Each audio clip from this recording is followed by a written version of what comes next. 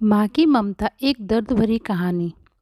नमस्कार दोस्तों, आज की कहानी एक माँ की ममता की कहानी है, जिस माँ ने अपनी सारी खुशियाँ कुर्बान कर अपने बेटे को सफलता के शिखर पर पहुँचाया, जहाँ से उस बेटे को अपनी माँ के बलिदान का एक पल भी याद नहीं आया।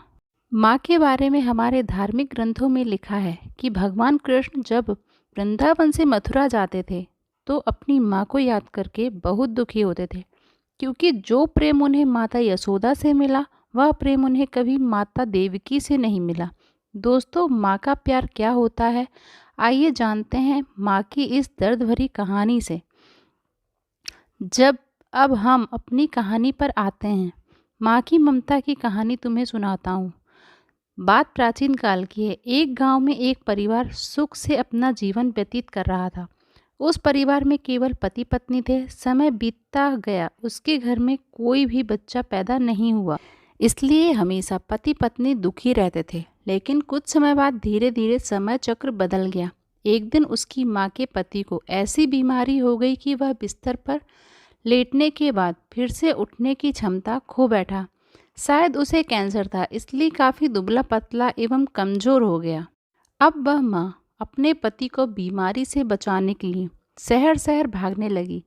हर तरफ से लाचारी हाथ मिलने पर वह मायूस होकर पति को घर ले आई। घर लाकर पति की हालत धीरे धीरे बिगड़ती गई। इस दौरान पति को पता चला कि उसकी पत्नी पेट से है। जब उसने यह बात अपने पति को बताई तो पति ने कहा, अब उसे मरने से पहले यह चिंता नहीं कि उसके कोई संतान नहीं। यदि अब मैं मर भी जाऊं तो यह बच्चा जन्म लेगा और आपके जीवन का सहारा बनेगा और आपके बुढ़ापे की छड़ी बन जाएगा। तुम अपना जीवन बच्चे के साथ व्यतीत करना। और यह सब कहकर पति अपने प्राण त्याग दिए। पत्नी ने पति का अंतिम संस्कार किया, लेकिन उसके मन में बहुत दुख था। लेकिन यह कहकर उसने अपने मन को आश्वासन दिया कि उसके पति का प्यार, उसके गर्भ में एक छोटा बच्चा एक दिन इस दुनिया में जन्म लेगा और वह मेरे बुढ़ापे का सहारा बनेगा। अब धीरे धीरे समय बीतता गया और बच्चे ने जन्म का समय आ गया। तब उस माँ ने एक पुत्र को जन्म दिया। माँ अब पूरी तरह से उन पर निर्भर थी और बच्चे का पालन पोषण करती रहती थी। धीरे धीरे अब उनका बेटा 5 साल का हो गया। इसलिए माँ ने अपने बेटे को एक स्कूल में पढ़ने के लिए भेज दिया। माँ की ममता विलक्षण होती है, इसलिए माँ अपने बेटे से बहुत प्यार करती थी। माँ अपने बच्चे का दर्द नहीं देख सकती थी, इसलिए माँ उस बच्चे का दुख एवं दर्द स्वयं उठाती थी। अमीर लोगों के घरों में काम करके कुछ पैसे बचाती थी। वह बेटे की हर मांग को पूरा करती थी। धीरे धीरे बेटा बड़ा हुआ और उसने उसे गांव से बाहर पढ़ने के लिए भेज दिया। बेटा भी मन लगाकर पढ़ाई करने लगा और एक दिन वह एक बड़ा अधिकारी बन गया। जब माँ को इस बात का पता चला तो वह बहुत खुश हुई कि उसके जीवन में सभी संकट अब उसके बेटे द्वारा काट दिए जाएंगे। बेटा अब गांव से दूर रहने लगा और आत्मविश्वास से अपना काम करने लगा। अब उसकी माँ गांव में अकेली रह गई थी। धीरे धीरे समय बीतता गया। नौकरी को अधिक समय देने के कारण बेटे का अपनी माँ के प्रति लगाव भी कम हो गया था और वह अपनी माँ को लगभग भूल चुका था। उससे वहाँ की एक लड़की से प्यार हो गया था। जब उसने लड़की को अपनी माँ के बारे में बताया तो लड़की ने कहा कि अगर वह अपनी माँ को बताएगा तो वह हमारी शादी के लिए तैयार नहीं होंगी। इसलिए उसने बिना बताए शादी कर ली और लड़की ने अपने माता पिता से मिलकर शादी कर ली। अब वह बेटा अपने पत्नी के प्यार में इतना फंस गया था कि अपनी माँ के सारे कष्ट भूल गया था।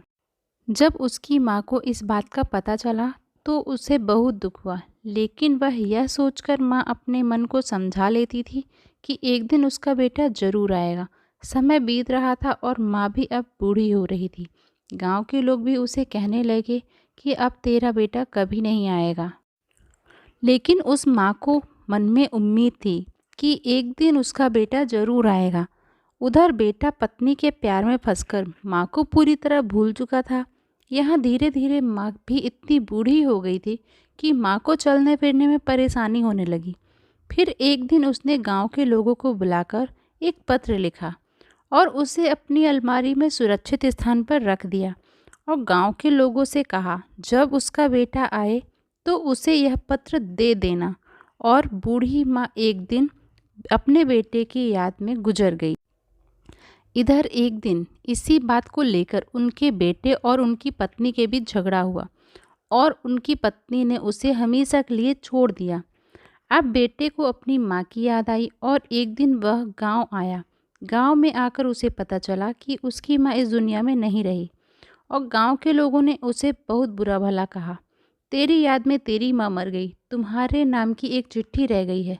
बेटे ने जब वह चिट्ठी खोलकर देखी तो उस चिट्ठी में माँ का उस दर्द भरे जीवन का सारा दर्द लिखा था और अंत में लिखा था कि बेटा, अगर मेरे कारण आपके पारिवारिक जीवन में कोई बाधा आती है तो मैं जीवन भर आपसे अलग रहूंगी। अब बेटे को अपनी माँ के प्यार का एहसास हुआ और उसने अपनी गलती का पश्चाताप किया। कैसे माँ का जीवन अनमोल होता है, क्योंकि माँ का प्यार स्वार्थ रहित होता है।